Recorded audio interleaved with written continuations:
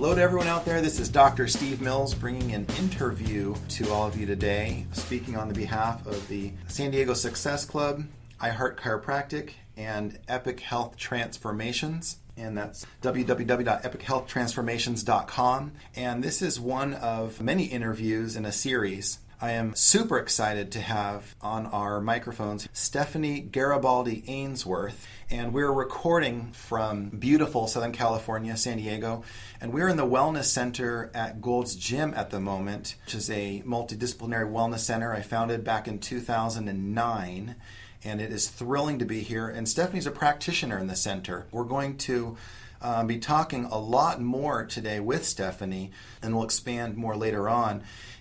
She's a certified personal trainer, a weightlifter, fitness competitor, entrepreneur, business owner. She is a Lift Big, Eat Big sponsored athlete, and I believe that's simply liftbigeatbig.com, and a stepmother. She can be found at www.therapeutictouchmassagesd.com. And please take time out to visit her site. She's an amazing human being. And we go back quite a few years. And we want to talk about Stephanie today. We want to introduce her to the world through this podcast. And we want to affect the listener. We want you as the listener to be touched by her story. This woman's story has shocked and impressed me. I fell for her the moment I met her, and I'm sure you will too as a result of this interview. So let's get right into some of her current work. She has medaled in 2 out of 3 figure competitions. She's transitioned on from there. Stephanie, bring us up to speed as to where that led you and how it got you to where you are now. Sure. I did figure competitions, and I medaled in 2 out of 3 shows, took 2nd and 3rd place. Were those around here? Those were in LA. I did one at the Scottish Rite Center here in San Diego, and then I did another one. That was in 2010, and then I did another one in 2011 at the LA in Culver City. Okay. So California. In LA. And then that led you to other aspirations as well. I actually got tired of the dieting for the shows. Okay. It was just too hard on my body, so Tell us a little bit about that. Why did you get tired of the dieting? It was what did it mean to you? Really strenuous on your body. Just taking in you had to carb cycle and take in a certain amount of protein every 4 hours and a certain amount of carbs every 4 hours. Wow. And mood swings, and my husband was about to be like, "Oh, you can leave now." So it's very, very, very measured and every day it just got to be, and then my body would go up in mood swings, down in mood swings, and trying to run my business at the same time. It just got to be too much. So then I got introduced to CrossFit. I actually was watching the CrossFit Open on TV, and I was like, "Oh my God, those chicks are strong! I want to be like that, and I want to, I want to do pull-ups, and I just want to be overall strong." And they motivated me, and then I found a local CrossFit gym in San Diego, started doing CrossFit, and then did a couple of local CrossFit competitions with my team, CrossFit San Diego. And then I ended up being an alternate on a regional team, going up to LA to compete in that. Thank God, though, nobody on my team got hurt, so I didn't have to alternate in, because if somebody got hurt, I would have to be an alternate and go in. And so I did that for a while, and then I lost interest in CrossFit a little bit, and then I went to powerlifting. One of the things, before we go too much further, Sony, one of the things, I'm working with Epic Health Transformations and David Burden. One of our biggest messages to people is about reinvention. And we have multiple podcasts of our own about that. And the reason I'm mentioning that right now is that, Stephanie, you've gone through different phases. There are times when something really lit your fire, you pour yourself, and I've seen you almost every day for the last, because we're colleagues in the same center. You're very passionate, very dedicated. But we have seen these chapters during your life where you do evolve. So, I mean, it's not that I lose interest in sports.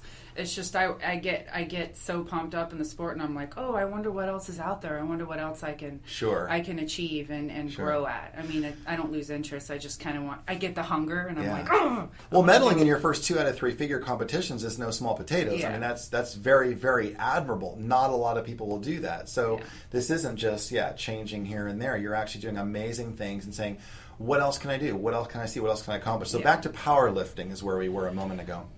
powerlifting and putting up some pretty big numbers, practicing every day. Squat. The powerlifting is squat, the best of 3 attempts at the squat, the deadlift, and the bench. And I actually got invited to go train up with my Lift Big Eat Big team in Seattle, and I was getting ready for a meet, and then I actually had to take a step back because I ended up injuring my back. I ended up getting 2 herniated discs and 2 disc bulges. Wow. And I deadlifted. It was from attempting to deadlift 340 pounds.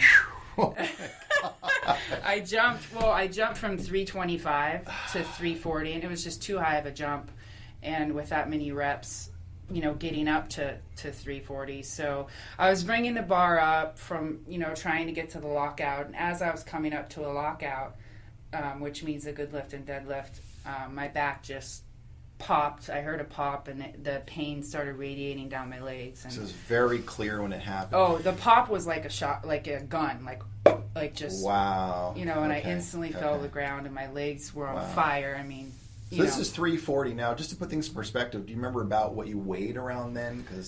Oh, geez, 170. Okay, about 170. Yeah. So this is 340 you're lifting as a 170-pound athlete. So Stephanie's no joke. She's an amazing athlete. Unfortunately, the 340 got the best of you. I remember it like it was yesterday. Okay, well, we'll have to move on quickly then. So not as to leave you there. So you suffered a setback, but now you just got a medal, like 3 weeks ago?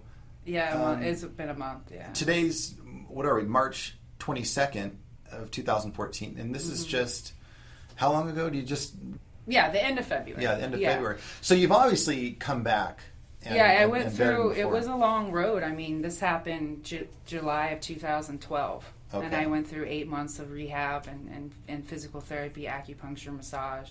And so, and I met with, the doctors wanted to do spine surgery right away. And I said, no, I'll never be the same. Don't ever cut me. Just let me, there's professionals out there that can help me. Sure. And then that's when I met Chris Daly and Dave Sten through S10, went through physical therapy with them, met my coach. So they put me on a road to recovery. Okay. I'd like to step back a few years, if it's okay with you. Now, we've talked about a lot of the things you've done recently. I happen to know you have an amazing background, and I know you've come a long way in your life. And if you don't mind, I'd like you to share for a few minutes about your childhood, about where you came from. And I know that it's been quite a long road for you with some painful memories there, but if you don't mind, share a little bit more about where you've come from. Sure. I was born in Stockton, California, and I was... I know, it's not the easiest subject. I'm adopted, and I got adopted when I was 7 by a wonderful family who I now call my mom and dad. They live out in Lodi, California. But I was in foster care for about a year. I went through Mary Graham Hall, pretty much homeless. I didn't have Mary Graham Hall is a place where you go where you don't have anywhere to go. So I was in there for a while, and there's a lot of kids in there that we just didn't have anywhere to go. And I actually have an opportunity to go speak to those kids coming up here pretty soon. But so it was difficult. I was challenged. I remember sleeping in a park, and how'd you get from Mary Graham Hall to the park? This was before Mary Graham Hall. Okay. When I was sleeping with my. What was that like? What happened? I mean, can you take us there? We were homeless. We didn't have anywhere to go. My parents were huge drug users. I would watch them shoot up heroin in their arms. I mean, it was just a day in, day out party scene. Me and my twin brother, we were, 7 years old, and I would watch that, and they would chose drugs over their kids. They chose drugs over their family. Yeah. So we didn't have anywhere to go. We were sleeping in cars, sleeping in anywhere we could, and we were sleeping in this park. As kids? As kids, yeah. My gosh. We were 5, 6 years old. So you're 5 and 6. Okay. Okay. Yeah, and it was just a day in, day out struggle for us. I mean, I remember some things, sleeping in parks and cars and everything, and it was just real. It was pretty bad. So this is like age 5 to 7-ish before you. Okay. And then we got put in. That's when we got put into Mary Graham Hall, where the court system came in and decided to take us. So then we got to Mary Graham Hall, which is this awesome facility in Stockton that they provide for kids, food and everything. And then that's when families come in, and they can decide to adopt you. So my brother and I got adopted by our family now at the age of 7, and then we went through foster care with them. And then we went on from there. Okay. So we call them our family now. So one of the things I just want to mention is that I've worked with thousands of patients. I've enjoyed music throughout my life. I'm drummer. I've interacted. And this story, is very, very painful to hear and heartwarming at the same time, Stephanie. I've always recognized you as an amazing human being, an example that anyone could follow. And that says a lot about you in one sense. But when you also consider the fact that as a child you went through these very, very terrible conditions, a lot of people never make it out of that. They end up repeating the cycle. Can you give us, I know you had some time in the military. How did you break the cycle? And now you're married to a wonderful man, Brian. You're a stepmom to Bailey. How did you escape the pain in the cycle and not repeat it? My parents, growing up, my adopted parents, well, I call them my parents now, but they took us in with open arms. Like we played baseball, we played softball. I was living with seven other brothers and sisters, adopted brothers and sisters. And when I finished high school, it was tough. And then when I was 18. My parents couldn't afford to give us college. There were 7 of us. So they were like, well, you're going to go in the military. And I was like, okay. So I went in the Navy, and I was in the Navy for 8 years. And Can you tell us a little bit about that? Yeah, I joined when I was 17. I remember my parents had to sign on the dotted line. So I needed to leave. I knew that there was something else better out there. I was flipping sandwiches at Togo's Eatery in Stockton. I was like, I'm not going to be able to do this for the rest of my life. Yeah. So I joined the Navy and went to Chicago for boot camp, and then was in the military for 8 years. And when I was actually deployed in Afghanistan, I got an email from my aunt telling me that my mother had passed away in jail from her heart stopped. This was your birth? My birth Your mother. birth mother, okay. And her heart stopped, so then I had to get a flight out of Afghanistan, a direct flight out of Afghanistan to go to her funeral, say my goodbyes, and then come back, to San Diego, finished up, I got married. Yeah. Now, you mentioned the military. You were associated with aircraft carriers in some capacity. Tell us a little bit about that. I was a master helmsman. Okay. I drove the aircraft carriers and the small boats, the admiral's barges in and out of ports, and just basically all around the world. So I did that. I was on the USS Tarawa for 5 years, and then I was in Coronado at the boathouse for 3 years. Okay. And throughout that, throughout the naval experience, it was amazing. I got money for college, and so. Now, I'd like to emphasize your amazing work. A certified massage therapist is your primary work at this time, right? Yes. You've worked on legions of extremely happy clients. How could you not be amazing with the amount of experience you have had, life experience as well as athletic experience? How did you end up doing this work, the massage therapy work? Is there a story behind that? Is it just something, it was just there for you? It was, I had about 3 months until I got out of the Navy, and I needed to pick a career. So I was Googling online, and this came up, massage therapy came up. And then I started reading more into the body and, the opportunities that I can have once I got out of the Navy. So then I started school, and I was supposed to go into school. I was going to be an SD tech, which is an esthetician. Yeah. But then during school, I started learning more about the body and just got way focused into it and all the different modalities and functions of it. And then I was like, all right, I'll just be a holistic health practitioner. And then that's how it stuck. Okay. One of the themes I'm seeing over and over, Stephanie, is you've done a variety of things throughout your life. and I never get bored. I can't. But you're amazing at everything you do. That's what I'm so impressed by. I know people who really struggle. They're transitioning from this to this to this. And I don't know that there's anything wrong with that. But some people just aren't. They're just doing a little bit of a whole lot of things, and maybe that's where they are in their journey. And it's not really about right or wrong. But a few people, and you're one of the few I've met who you've done a variety of things, and you've seen a lot.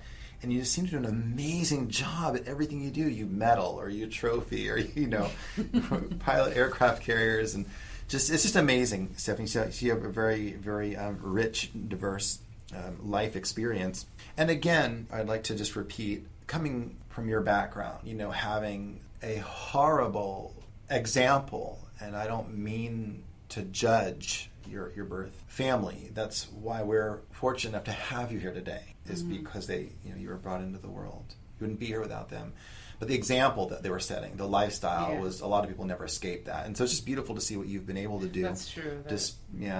Despite those things there. So tell us a little bit about your future. We've talked a lot about your background, brought you to where you are today. I know we've had a few conversations about a few paths you might have in store for you. I plan on going to physical therapy school, and I'm going to start at Mesa for 2 years and get my general out of the way, and then hopefully transfer to state to finish up a degree for physical therapy.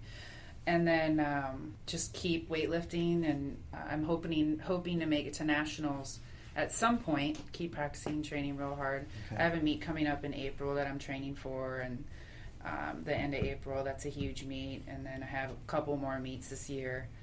So I just want to continue to get stronger, and I want to definitely motivate women to be strong. I asked you earlier, what would you want to share with the listener? People will be downloading this podcast. They'll be streaming it to their listening devices. Mm-hmm. What message would you want to communicate to the listener? Yeah, there's a lot of images for women out there. I want to be skinny, or I want to not put on muscle. I want to be skinny, and there's that image out there in the gym. Mm-hmm. And I encourage women to be strong, not only physically, but mentally and emotionally as well.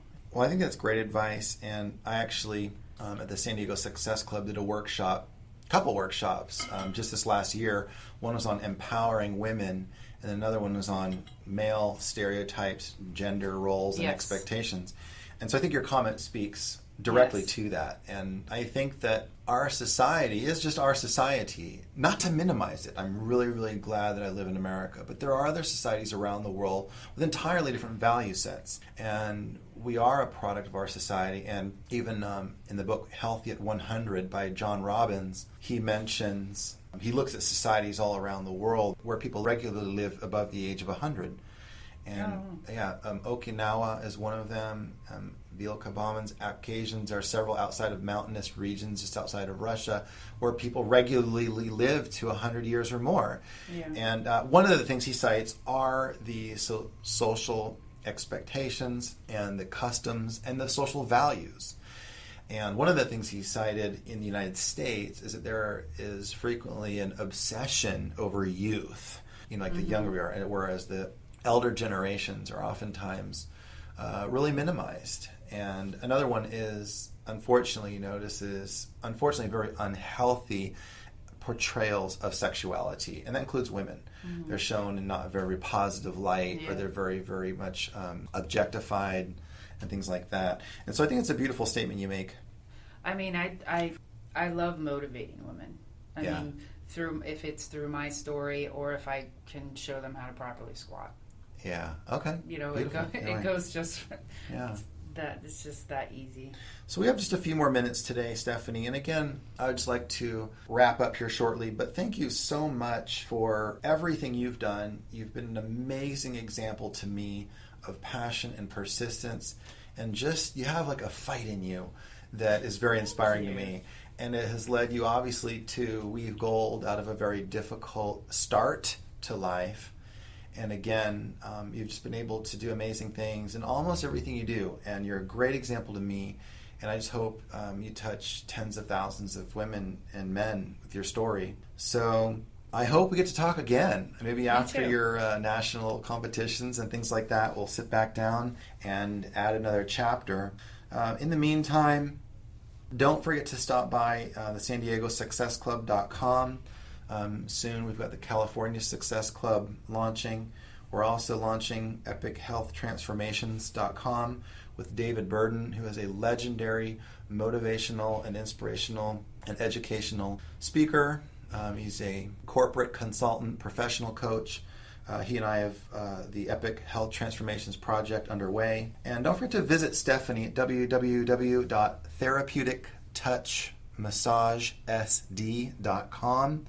Keep an eye on her. She is blazing trails. She is leaving a wake in her path of touched lives, healthier spines, healthier trap muscles, and hopefully motivated people. So Stephanie, I love you with all my heart, and keep up the amazing work. You're an example to me and many other people.